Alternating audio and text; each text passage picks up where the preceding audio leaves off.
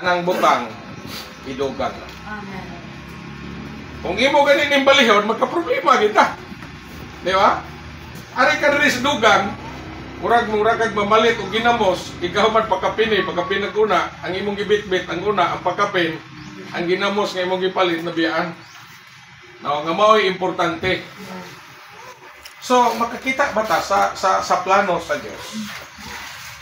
Prag daw na ba tayo pagsusi, pag-evaluate ba sa atong kaugalingon? Ano ingon ani? No? Pati sa atong panginabuhi, no? Anong naamay mga daghang problema? Tungod kay basin og nabali na to.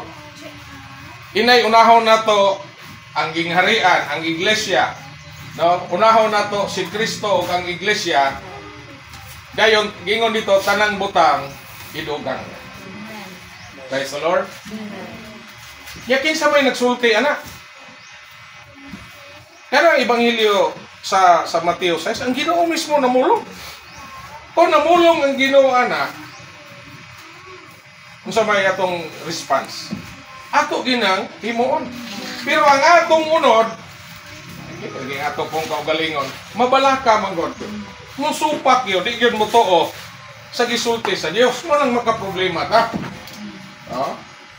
Kaya sa unahan na, gingon man niya dito, nga